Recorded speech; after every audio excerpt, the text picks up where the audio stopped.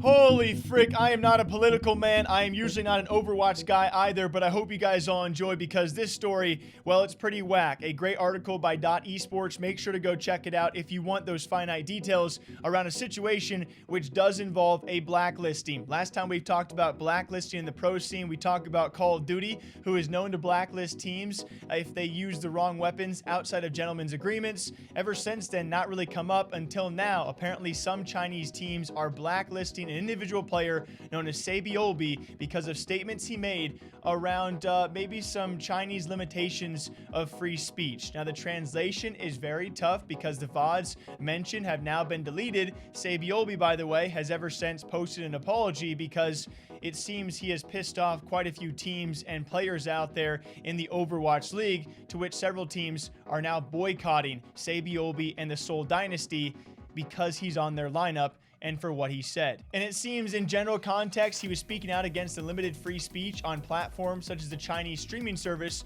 known as Douyu, along with comments made around Taiwan and Hong Kong on the sensitive issue of a unified China, like that he can't comment about Taiwan or actually Hong Kong issues, or he gets in massive trouble, to which eventually he also says one of his managers allegedly told him if he wanted to quote unquote earn the Chinese money, you have to become a Chinese dog and follow those ways of speaking, things you just simply cannot talk about. Apparently, one of those topics he was talking about, and now we have several teams out there boycotting what seems to likely be practice in scrims. I do not think it's going to be matches, because if you're Saebyeolbe in the Seoul Dynasty and these teams just refuse to compete against you and give you free wins and forfeit against you simply because of what he said politically, I mean, okay. It's really tough to compare this to other scenes out there, whether it be Europe or North American scenes, because I've never really seen something quite like this. To which, after his remarks, the Hunters, the Charge, the Dragons, and the Spark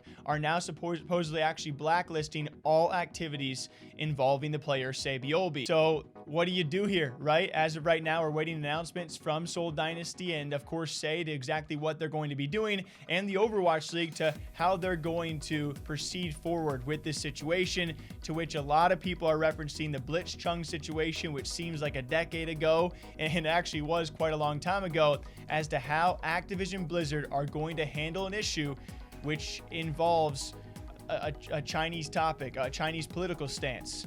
Because in the Blitzchung case, we saw a lot of wrongdoing, a lot of misdoings in that. How will they treat this Saebyeolbe case is going to be very, very interesting. What would you guys do? What are your thoughts on this? Again, I'm not much of a political man myself, but I'm trying to make comparisons in my head to what this would be like in North American CSGO or North American Valorant or European League of Legends if a player were to make a political stance of similar regard, and all of a sudden teams were refusing to play against an individual player for those statements. What is this like? You know, what do you do? Until next time, hope you guys all enjoy it. We'll keep you posted on what happens with this story ongoing. Until next time, take care of yourself, all right? Give yourself a little hug bug. I don't know. Okay, bye.